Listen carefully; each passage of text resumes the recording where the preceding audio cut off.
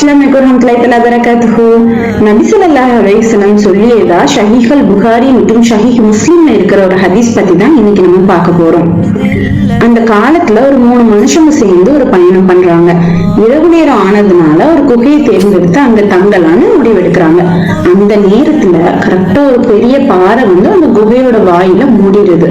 வெளியே வர வழியும் இல்ல, உள்ள பயங்கர இருட்டு, பயம், கிட்டத்தட்ட மரணம் நெருங்கக்கூடிய நிலை. இந்த சூழ்நிலையில நம்ம இதுல இருந்து பயந்துட்டு இருக்கிறதுல அர்த்தம் இல்ல. நம்ம அல்லாட்ட நம்ம செஞ்ச நல்ல செயல்களை நினைத்து துவா செய்வோம். அல்ல நம்ம இருந்து பாதுகாக்கிறதுக்கு ஒரு வழி தருவோம் அப்படின்ற மாதிரி அவங்களுக்குள்ள பேசி முடிவெடுத்து அவங்கவுங்க செஞ்ச நல்ல காரியங்களை பத்தி சொல்ல ஆரம்பிக்கிறாங்க.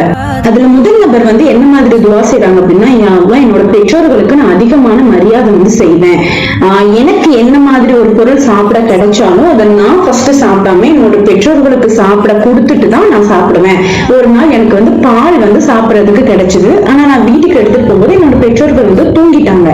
தூங்கினாலும் பரவாயில்ல, அவங்களுக்கு கொடுக்காம நம்ம சாப்பிடக்கூடாதுன்னு சொல்லிட்டு அவங்க எழும்புற வரைக்குமே நான் காத்துட்டு இருந்து அவங்களுக்கு கொடுத்துட்டு அதுக்கப்புறம் தான் நான் சாப்பிட்டேன்னு சொல்லிட்டு அல்லாஹ் சொல்லி துவா செய்யறாங்க. உடனே இந்த பாறை கொஞ்சமா நகர ஆரம்பிச்சிருச்சான். அத மாதிரி இரண்டாம் நபர் என்ன துவா செய்யறாங்கன்னா, யா அல்லாஹ், நான் ஒரு பாவம் செய்யறதுக்கு எனக்கு ஒரு பெரிய நல்ல ஒரு வாய்ப்பு கிடைச்சது. மறைவான இடம், அதுக்கேற்ற சூழ்நிலை எல்லாம் அமைஞ்சுது. ஆனா அந்த நேரத்துல என் மனசுல இருந்து அல்லாஹ் பயப்படுங்கிற ஒரு வார்த்தையும் எனக்கு கேட்டுச்சு. உடனே அந்த பாவத்தை செய்யாம நான் தவிர்த்துட்டு அந்த இடத்துல இருந்து நான் வந்துட்டேன் அப்படின்ற மாதிரி துவா செய்யறாங்க. உடனே பாரு மறுபடியும் கொஞ்சம் நகர்ந்து கொடுக்குது.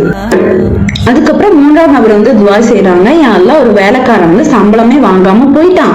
அந்த பணத்தை நான் ஒரு இதுல முதலீடு பண்ணி அந்த பணத்தை நான் பன்மடங்கா பெருக்கினேன். பல வருஷத்துக்கு அப்புறம் அந்த வேலைக்காரன் மறுபடியும் வந்தப்போ அந்த பணத்துல இருந்து பெருகின எல்லா செல்வத்தையும் அவனுக்கே நான் கொடுத்துட்டேன் அப்படின்ற மாதிரி துவா செய்யறாங்க. இப்போ பாறை முழுவதுமாவே நகர்ந்து அவங்களுக்கு ஒரு பெரிய வழியை ஏற்படுத்தி கொடுக்குது. அந்த குகையில அவங்களை காப்பாத்தினது அவங்களோட பலமோ அவங்களோட செல்வமோ கிடையாது. அவங்க யாருக்குமே தெரியாம அல்லாஹ்வுக்காக செஞ்ச ஒரு நல்ல செயல் தான் அவங்களை காப்பாத்துச்சு. ஒரு நாள் நமக்கும் ஒரு பிரச்சனை வரலாம்.